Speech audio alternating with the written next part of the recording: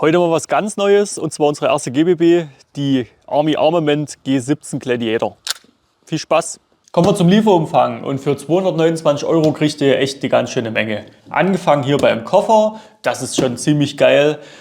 Ja, einfach Kunststoffkoffer, abschließbar hier, schönes Ding.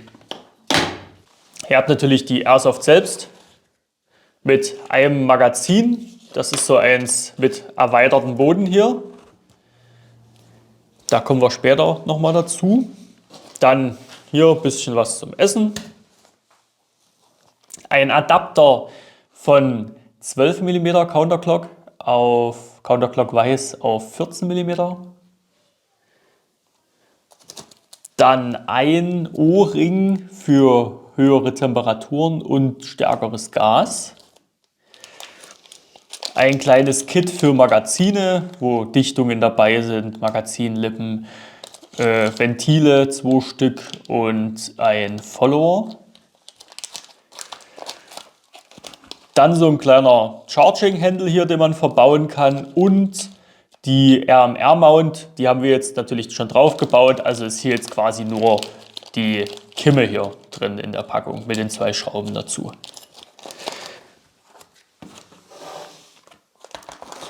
Unter dem hier, unter diesem Schaumstoff, haben wir dann noch die Schussstatistik von Begadi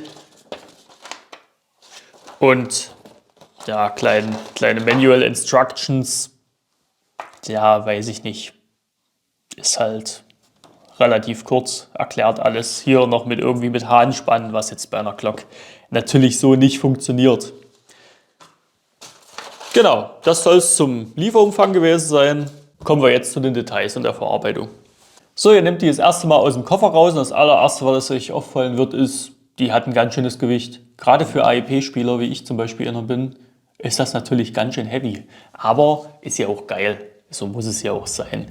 Also das Magazin alleine durch diesen Boden hier, durch diesen erweiterten Boden, das ist einfach nur ein Klotz hier, das hat ganz schön, also das wiegt schon ganz schön. Ohne das Magazin ist die Waffe an sich auch plötzlich recht leicht geworden.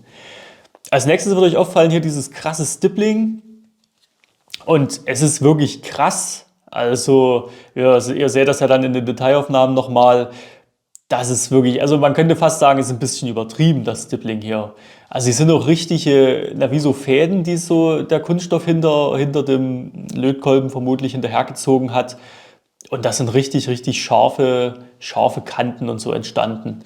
Also ohne Handschuhe ist es ja schon ein bisschen unangenehm, könnte man fast sagen. Kann natürlich auch einfach an meinen Hebammenhänden liegen. Aber also mit Handschuhen hat man perfekten Grip und es fässt sich super an. Ohne Handschuhe hat man schon immer mal ganz schöne Kanten hier in die Finger, die man sich hier reindrückt. Gucken wir uns dann in den Details nochmal an. Ja, sonst hier dran wackelt nichts. Bewegt sich alles schön smooth und sauber hier. Schön. Also wirklich, ihr packt die aus und denkt euch, ja, das hat sich gelohnt. Der Kauf, der hat sich auf alle Fälle gelohnt. Richtig schönes Ding. Schön verarbeitet. Die Materialien hier, die sehen sehr gut aus. Die Oberfläche hier ist richtig nice. Haben wir jetzt schon 1, 2, 3 Mal in ein Holster reingesteckt. Hier ist noch nichts zu sehen, irgendwelcher Abrieb oder so. Richtig geil. Also wirklich, wie gesagt, super geil. Wenn ihr eine Glock sucht, eine aktuelle Glock, High Performance, und ihr nicht unbedingt auf die Markings, also ihr einfach schlichtweg auf die Markings verzichten könnt, ey, das ist es. Das ist es auf alle Fälle. So, kommen wir weiter zum Schusstest.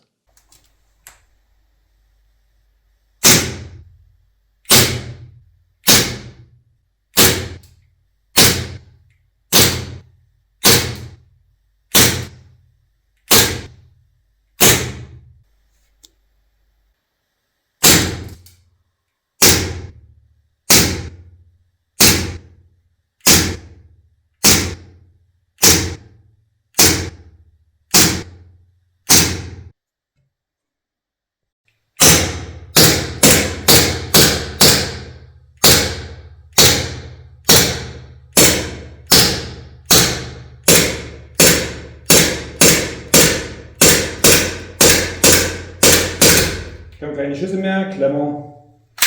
Magazingas aus. Klemme. Magazin ist leer. Keine Chance mit Green Gas.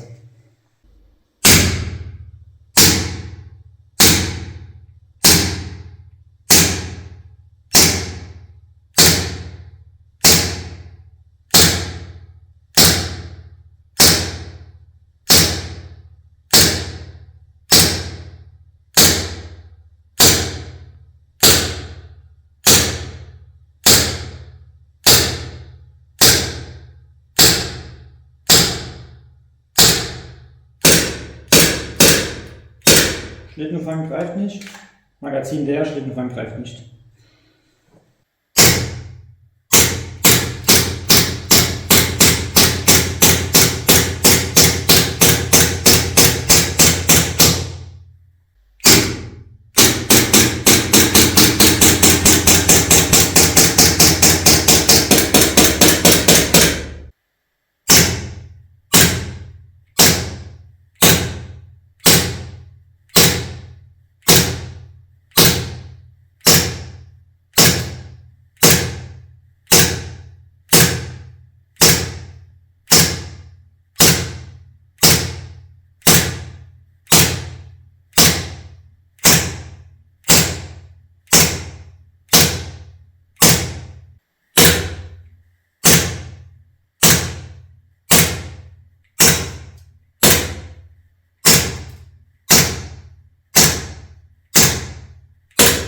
Sehr schön.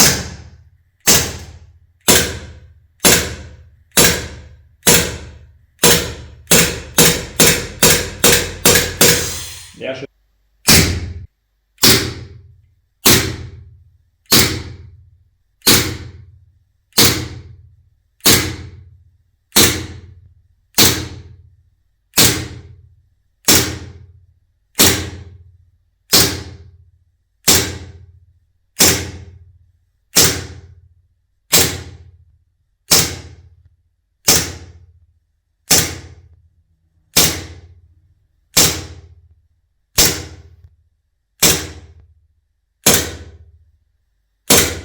Schlitten.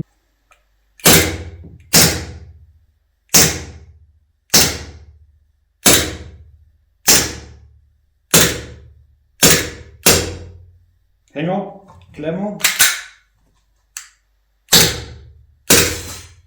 Leer.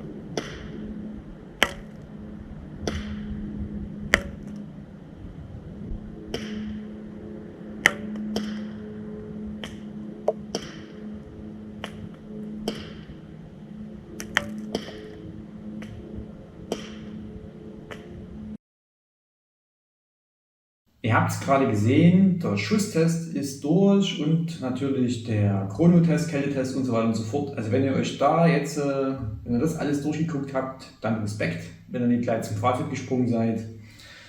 Das war diesmal wirklich sehr ausführlich und hat man so noch nie gehabt. Ne? EBW ist halt ein bisschen was anderes.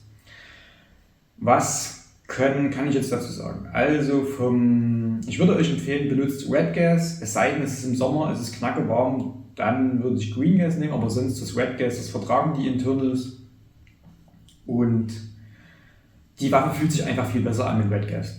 Ja, sie schießt schneller, der Schlittenfang greift eher mit Red Gas als mit Green Gas. Beim Chronotest war es so, draußen ist es sehr, sehr kalt. Ich habe dann das Magazin, ich habe das fast alles in einen Rutsch gedreht. Das heißt, ich habe das Magazin dann geschossen, habe dann neues Gas reingefüllt, habe dann das Magazin auf die Heizung ein bisschen gelegt. Wenn das irgendwie falsch sein sollte, nicht dem Dings entsprechen sollte, wie es halt normal ist, dann schreibt das bitte unten in die Kommentare, wie wir das verbessern können, ob wir da größere Abstände dazwischen lassen sollen. Deswegen weiß ich jetzt nicht, ob unser Effizienzfazit so aussagekräftig ist. Auf jeden Fall lag das Magazin halt 10 Minuten auf der Heizung und ich habe dann mit dem Thermometer gemessen. Das Magazin war außen so bei 27 Grad. Und was mich verwundert hat, ist, dass bei Green Gas halt mehr Schuss rausgekommen sind als bei Red Gas. Gut, klar, das Red Gas ist stärker,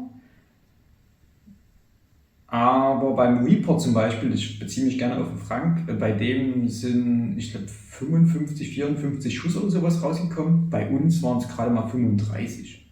Also da weiß ich nie, woran das jetzt liegt, weil das ist ja doch eine beachtliche Menge weniger.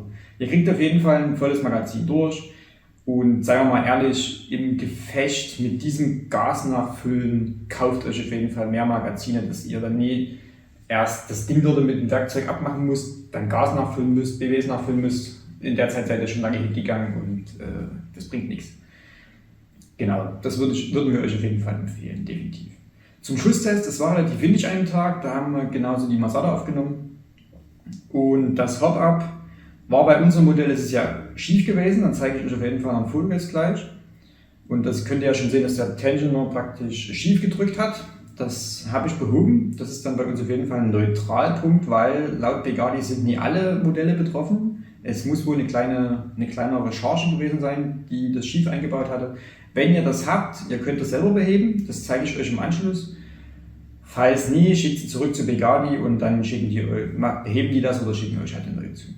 Genau. Fällt mir sonst noch irgendwas ein zum Schusstest? Schusstest haben wir durchgeführt mit 0,28. Die wurden dann stellenweise dadurch, dass das halt, ich habe es dann behoben, der Tensioner hat aber schon zu weit runtergedrückt, das heißt die 0,20er haben schon stellenweise überhoppt. Deswegen bin ich dann auf 0,32er ausgewichen und damit kommt ihr für eine Backup auf jeden Fall eure 50, 55 Meter weit. Ist natürlich dann alles mit Zielen ein bisschen schwierig, ne? Wenn du die Waffe so hältst, dann Schusstest und dann ist noch Wind. Deswegen, also auch beim Reichweitentest hat das Teil mich super überzeugt. Da kann man echt nicht meckern. Und 0,32 Gramm in der Backup könnt ihr benutzen bei dem Teil ohne Probleme. Hat super funktioniert, wenn ihr jetzt eure Main-Waffe 0,32 habt und dann könnt ihr die Backup genauso spielen mit 0,32. Müsst ihr nicht ständig gucken, welches Kugelgewicht habe ich jetzt und so weiter und so fort. Ist auf jeden Fall ein Vorteil. So, kommen wir mal dazu, wie ihr jetzt das Hop-Up wieder fixt, falls es bei eurer Waffe schief sein sollte, der Tensioner. Und wenn ihr euch jetzt wundert, warum der Ton auf einmal so anders ist, ja, ich, Dulli, habe das Ganze jetzt aufgenommen und habe vergessen natürlich das Kabel von unserer Funkstrecke ans Handy anzuschließen. Das heißt, der eine Ton wird jetzt mit Handy aufgenommen, weil ich habe keine Lust, jetzt diese ganze Sache nochmal neu aufzunehmen. Und deswegen ist der Ton jetzt besser und davor schlechter. Ihr habt es gesehen, den Schlitten, die zwei Teile hier runterziehen, bupp, nach hinten, vor, fertig. Dann die Feder praktisch entfernen, die Nozzle ein bisschen zurückziehen, den Outer mit dem Laufe dem Hopper-System rausholen. Jetzt habe ich mich am Anfang gewundert, wenn ihr wissen wollt, wie ihr das hier rauskriegt. Und zwar müsst ihr dann erstmal mit einem Schraubenzieher das hier definitiv ein Stück nach außen drücken, weil ihr werdet das sonst so nicht rauskriegen. Ja, einfach hier ein bisschen zur Seite rausdrücken und dann könnt ihr es rausziehen. Jetzt habt ihr das so. Ne? Ihr braucht dann einen Schraubenzieher und ich würde euch empfehlen 2 Zangen. Jetzt habt ihr das praktisch so hier. Dann könnt ihr noch mal gucken, kontrollieren, ist der Tensioner wirklich schief. Ne? Das Hopperbrädchen ist ja hier, lässt sich auch sauber einstellen. Und dann könnt ihr gucken, wenn das Hopper reingedreht ist und ihr seht, das Ding ist schief, dann müsst ihr Hand anlegen, wie jetzt. Na, dann habt ihr hier noch die 2 Schrauben, Die Schrauben wieder praktisch lose. 1, 2. Dann können wir das einfach nach oben wegnehmen. Und jetzt habt ihr hier das Einstellrädchen, was dann hier in den Lever reingreift. Und bei unserem Modell war der Lever wirklich sehr, sehr, sehr schief. Seht ihr das jetzt? Ich gucke mal, ob ihr das sehen könnt. Bisschen den ganzen Tisch verrückt. Na, jetzt ist er gerade und vorher war der halt sehr schief. Siehe Foto. Was macht ihr jetzt? Ihr nehmt am besten 2 Zangen. Eine so und tut euch dann den so biegen, dass er gerade ist. Dann, und der muss nicht ganz gerade sein, und zwar muss der trotzdem leicht gebogen sein. Da würde ich euch wirklich, ich habe da musste ein bisschen mehr dran rumfummeln. Jetzt werden wieder einige lachen, fummeln, weil der muss ein Stück schief sein, dass es dann das Backing dann praktisch gerade runtergedrückt wird. Dann heißt es wieder einbauen. Aufpassen, dass die kleine Nase hier unten in die Aussparung von dem Rädchen reingreift. Dann die andere Kammer drauf machen, natürlich richtig rum. Dann müsst ihr es noch nicht mal festschrauben. Dann könnt ihr jetzt gucken, wenn ihr das Hopper praktisch reindreht über das Rädchen, ob es gerade ist. Wenn es gerade ist, super. Ist es schief, müsst ihr nochmal nachbauen. Na, ich habe es ja schon gemacht, bei mir ist es gerade. Das heißt, ich schraube das Ganze jetzt wieder zusammen. Schiebt dann das einfach wieder in den Lauf rein. Wenn ihr schon dabei seid, könnt ihr auch direkt mal den Lauf putzen. Na, und ein bisschen das Hop-Up entfetten, stellenweise. Einfach mal mit dem Reinigungsstaub durchgehen. Festschrauben das Ganze nie zu fest, sonst könnt ihr es halt dann wieder schwerer einstellen. Nochmal prüfen, ob das Rädchen sauber einzustellen geht. Dann wieder reinschieben. Jetzt haben wir hier ein bisschen reinschieben. Wieder einen Schlitten einsetzen, den Outer. Die Verschlussfeder hier richtig festmachen und dann draufsetzen, zurückschieben, fertig. Hop-Up gefixt. Spieltagsfazit. Wir konnten, genauso wie die Masada, das Modell leider nicht spielen, weil aktuell es ist Winter und es ist wenig Zeit. Bei mir und beim Finch, deswegen seht uns das nach, dass wir das Teil nicht auf dem Spieltag testen konnten. Beim Schusstest ist mir aufgefallen? Das Ding performt gut. Es waren 15 Grad, sehr warmer Tag für Januar war das gewesen. Und es war der 1. Januar sogar. Sehr warmer Tag gewesen, 15 Grad mit Wet Gas, super funktioniert. Green Gas war dann schon wieder, naja, wenn du ein paar Schuss geschossen hast, dann hat Green Gas, war es dann schon wieder schwierig. Deswegen habe ich gleich gesagt, ich gehe auf Wet Gas. Wenn die Dichtungen dann kalt sind, dann, ja, wenn es kalt ist, spielt auf jeden Fall Wet Gas. Also Green Gas wirklich nur, wenn es warm ist. Und für die Halle auf jeden Fall brauchbar. Ihr braucht definitiv mehr Magazine und am besten noch Magazine mit mehr BBs, ne? Also diese längeren Magazine, weil wenn ihr bloß 1 oder 2 Magazine habt und ihr spielt in der Halle und ihr müsst jedes Mal das Ding hier unten wegmachen, weil das kriegst du nicht mit der Hand, ohne dir zwingend weh zu tun, und dann musst du das Magazin, dann musst du wieder drauf machen, weil wenn du es nie drauf machst, dann rastet das Magazin, na, wenn du jetzt sagst, du lässt die Kappe weg, dann rastet das Magazin auch nicht, du kannst es nie bis hochschieben richtig, und dann kriegst du das Magazin auch so, ist es schwer, fällt wieder raus. Aber wenn ich das weglasse, das hat nicht ruhig funktioniert. Deswegen, die Kappe müsste dranbleiben oder ihr müsst euch andere Magazine holen, die dann halt diese Kappe nicht haben. Genau, und sonst, das Teil performt super, ihr könnt super schnell nachladen. Ne? Das ist ja so ein bisschen auf Performance gemacht. Auch wenn wir das Ding jetzt nie gespielt haben, aber auf dem Spieltag wird euch das Teil auf jeden Fall gute Dienste erweisen. Da bin ich mir sicher. Das wird es schon gewesen sein, weil wir können kein genaues Fazit treffen. Vielleicht reichen wir das irgendwann mal nach als Short oder sowas oder in irgendeinem anderen Video, wenn uns da irgendwas gravierendes noch auffallen sollte, weil die will Finch behalten, das ist dann seine neue Decke. Dann hat er auch endlich mal die Gaspistole. Kommen wir zu den Details. Fangen wir wie immer vorne an der Mündung an. Hier haben wir eben das Gewinde für den Adapter zum Reinschrauben. Der Lauf hat minimalstes Spiel hier drin, ja, nicht sonderlich viel. Hier oben haben wir dann das Korn. Hier steht bei Begadi, dass das irgendwie leuchten soll. Das habe ich aber ausprobiert, das hat bei mir nicht unbedingt funktioniert. Also ich habe hier mit der Taschenlampe drauf geleuchtet, habe dann das Licht ausgemacht, das hat nie geleuchtet. Also es ist halt quasi grün grün gefärbt, dass man es quasi gut sieht, aber geleuchtet hat es bei mir nicht. So, gehen wir weiter auf den Schlitten. Da haben wir hier einen Cut, der zum Beispiel halt fürs Nachladen ganz gut ist, da kann man ordentlich reingreifen. Das ist eben so ein bisschen, das ist wie so ein bisschen High Performance gemacht, die ganze Waffe. Da gehe ich dann später nochmal drauf ein, was man da alles so verbaut hat hier. Eben zum Beispiel diese Cuts, um hier direkt reingreifen zu können, damit ja, die Daumen direkt geführt sind oder die Finger direkt hier so rein müssen. Genau, dann haben wir halt den Schlitten. Der läuft hier ganz sauber, nur hier an der einen Stelle sieht man schon so ein bisschen Abrieb hier. Da scheint es irgendwo ranzukommen. Dann haben wir hier, wie gesagt, eigentlich ja die Kimme, die ganze Platte hier oben. Die haben wir jetzt natürlich schon ausgetauscht gegen die für die RMR oder gegen die RMR-Mount, so ist richtig. Genau, ich habe hier so ein bisschen, ja, so ein China-Red-Dot habe ich hier drauf. Passt perfekt vom Lochbild, sieht geil aus. Ja, was will man mehr? Ist halt alles schon dabei, richtig geil.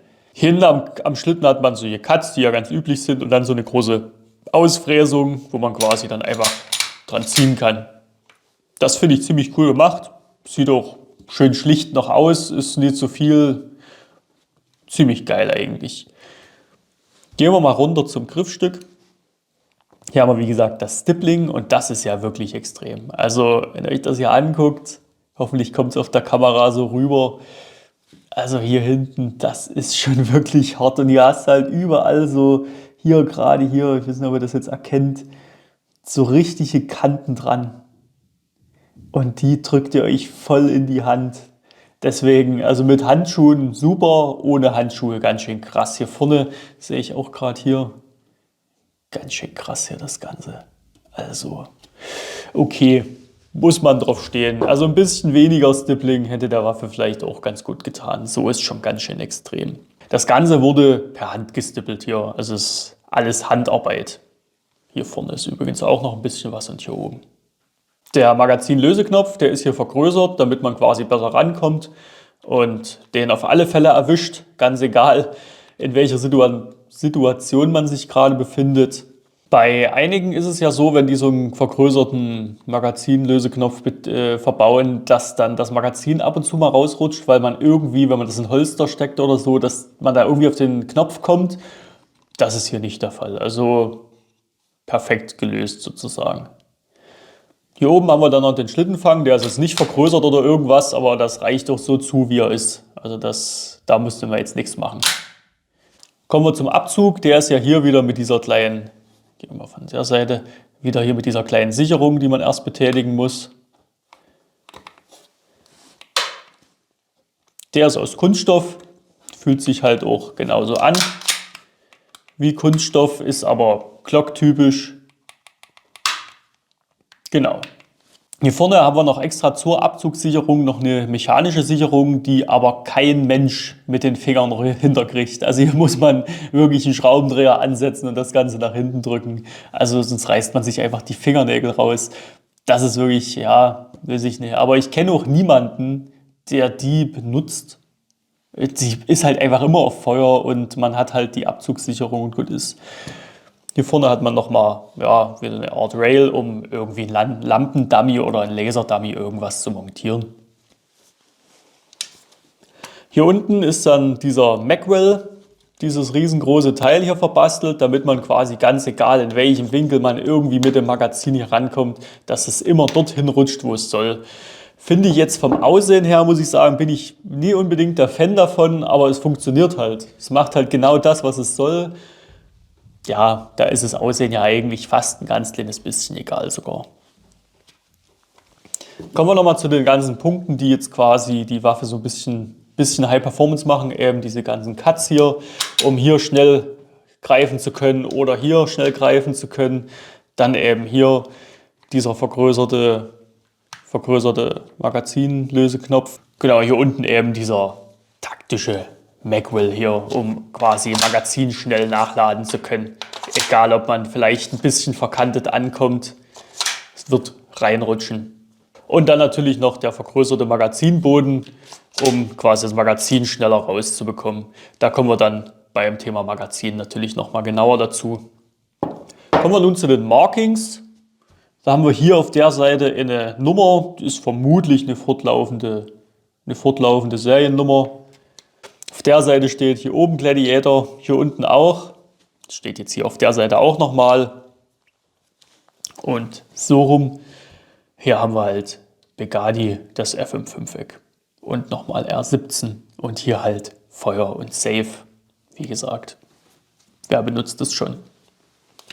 Das war's mit den Markings. Original-Markings hat das Ganze natürlich nicht. Ist halt, ja, ein Klon. Zur Vollständigkeit haben wir jetzt hier noch die Kimme, die, ja, wie gesagt, von uns abgeschraubt wurde. Hier sind auch 2 solche Löcher, wo man hätte Farbe reinmachen können. Haben sie keine gemacht. Also falls ihr mit Kimme spielt und da irgendwie Bock drauf habt, tropft ihr hier ruhig ein bisschen Farbe rein. Das sieht dann ein bisschen besser aus. Weiß oder so. Genau. Die Montage oder Demontage ist relativ easy. Ihr nehmt euch den Schlitten ab. Das ist halt loktypisch über diese 2 Hebel hier. Dann quasi nach vorne abziehen und dann löst ihr hier unten diese Schraube, die hier drin ist, und zieht dann sozusagen das bisschen schräg nach oben raus, weil das ja hier vorne dann hier so, naja, boah. Muss ich sie mal zeigen? Schnell abmachen? Genau, also ihr löst diese Schraube hier. Jetzt könnt ihr natürlich sagen, ey, was hast du hier rumgeknallt wie so ein Bekloppter, um hier das Ding zu wechseln. Nee, die sah vorher schon so aus. Also richtig, richtig widerlich. Deswegen will ich ja eigentlich gar nicht mehr allzu viel dran rumschrauben an dieser Schraube. Das ist gut, wenn die so bleibt, wie sie ist.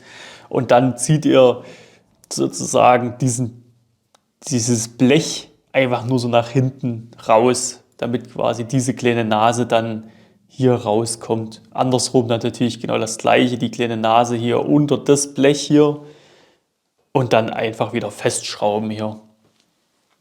Dazwischen könnt ihr dann natürlich diese kleine Ladehilfe mit dazwischen montieren.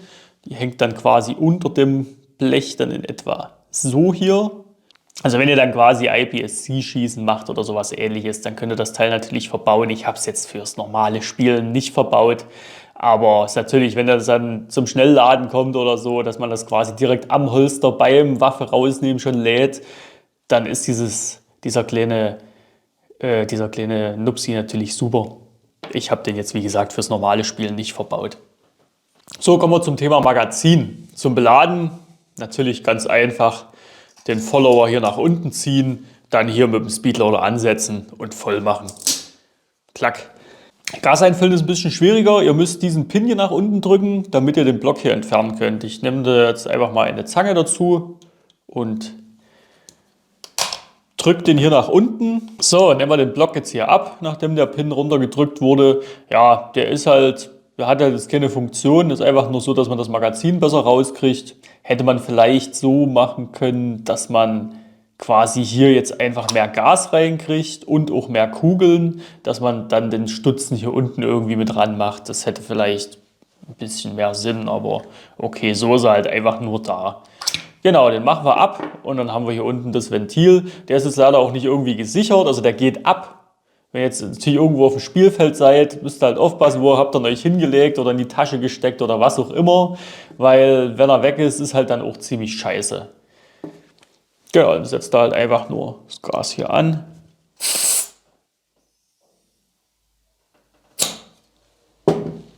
Full das Ganze. Den Block wieder drauf schieben. Den Pin wieder nach oben drücken. So. Kann man jetzt natürlich auch mit dem Schraubendreher oder irgendwas machen. So, fertig. Los geht's. Finde ich ein bisschen blöd gelöst. Gerade bei VFC-Glocks zum Beispiel kann man einfach mit dem Nupsi hier das kleine Kunststoffplatte unten nach vorne schieben. kommt sofort ans Gas ran, die kleine Kunststoffplatte wird auch gehalten, also die bleibt dann quasi vorne einfach hängen. Ich mache das Gas rein, weg, Kunststoffplatte mit dem Finger wieder drauf schieben und fertig ist es. Also das ist um einiges einfacher einfach als das mit diesem Block hier und diesem Stift. Genau. So, dann Gas ist drin, Kugeln werden jetzt drin. Rein, durchladen, los geht's. So, kommen wir zum Ansprechverhalten. Gas ist drin, Kugeln nicht. Laden wir das Ganze durch. Und dann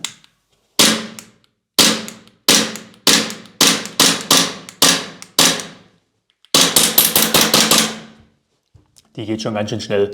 Ich muss jetzt natürlich dazu gestehen, dass das jetzt hier unsere erste GBB ist. Wir sind da jetzt nicht so unbedingt die Allerbewandertsten auf dem Thema, aber das klingt schon. Hier kann man schon schön schnell triggern bei dem Ganzen. So, also die kommt hier relativ spät dann. Und dann merkt man hier ganz eindeutig, wenn man wieder triggern kann. Ich weiß nicht, ob ihr das hier mitkriegt. Klack. Genau, und dann ist nochmal ein 2 mm bis nach vorn sozusagen. Wir haben jetzt hier Redgas drin. Wir würden das jetzt gleich nochmal mit Green Gas ausprobieren und zur Effizienz kommen wir dann später. So, also das Verhalten mit Red Gas habt ihr ja gerade eben gesehen. Machen wir jetzt mal Green Gas.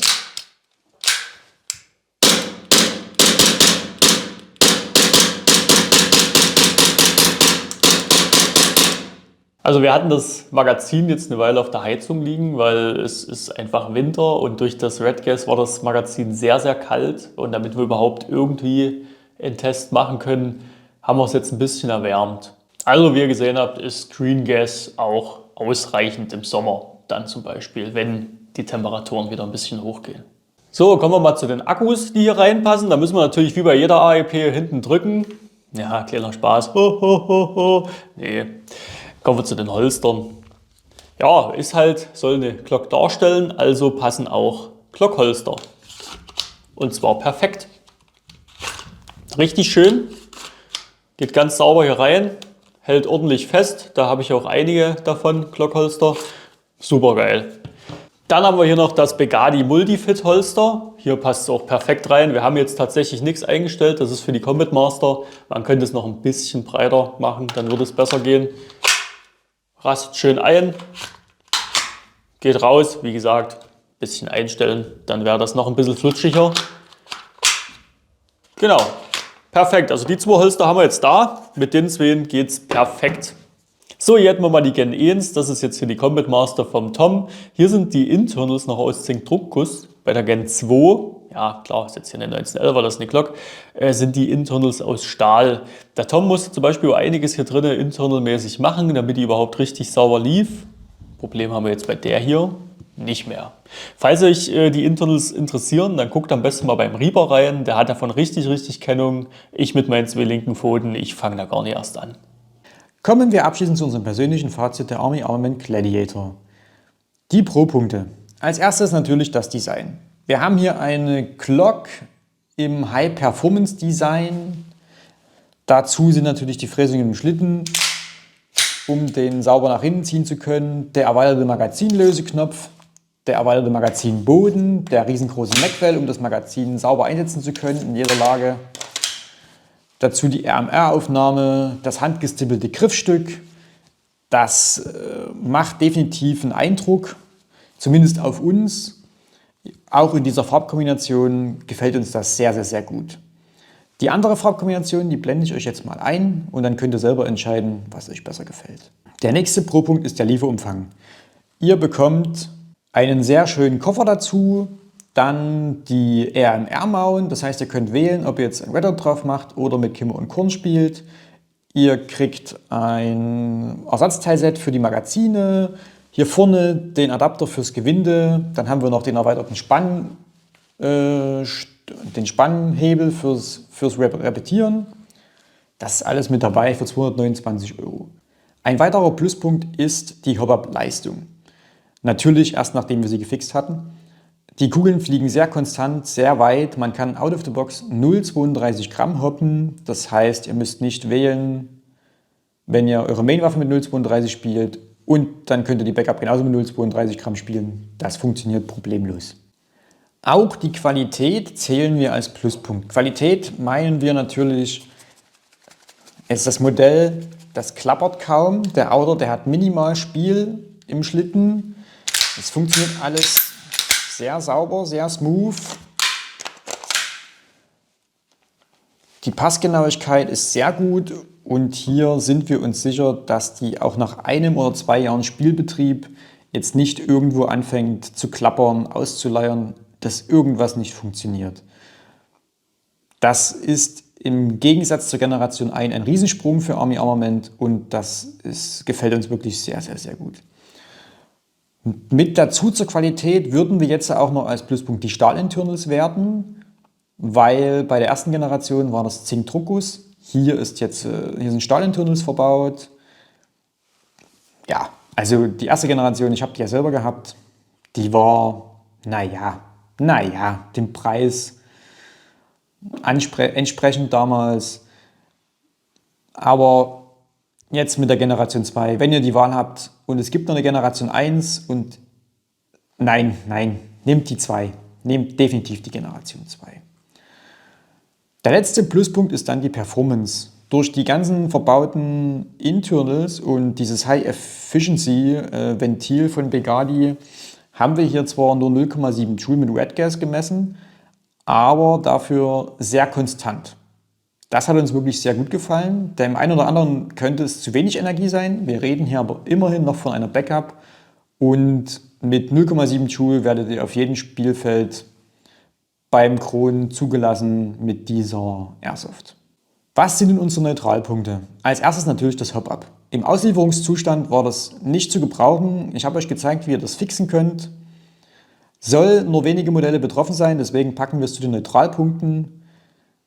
War natürlich für uns mega nervig, dass wir natürlich genau so ein Modell bekommen haben, wo wir das erstmal noch fixen müssen. Jetzt ist es gefixt und deswegen packen wir es als Neutralpunkt hin, wie es im Out-of-the-Box-Zustand ankam. Der zweite Neutralpunkt ist dann hier oben die Beschichtung im Outer. Hier, das haben sehr viele Glocks, aber hier sollte man auf jeden Fall definitiv nochmal die Beschichtung überarbeiten, dass man hier diese Ablatzungen, also wir haben jetzt 15 Magazine oder sowas rausgeschossen, so circa, und man sieht hier oben, der Lack ist schon ab. Und aber auch nur an der Stelle und nicht vollflächig. Das heißt, hier reibt auf jeden Fall irgendetwas am Schlitten. Da sollte Army Armament vielleicht die Toleranzen doch entweder noch ein Stück größer hier wählen oder die Beschichtung ein bisschen widerstandsfähiger und robuster machen. Und der letzte Neutralpunkt ist das Magazin nachfüllen.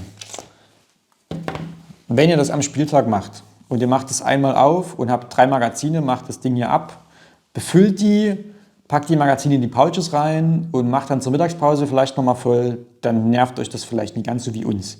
Wenn ihr jetzt aber einen Chronotest machen müsst, einen Schusstest machen müsst und ihr müsst jedes Mal und ihr habt nur ein Magazin und müsst jedes Mal das Ding runterziehen, dann nervt das as fuck.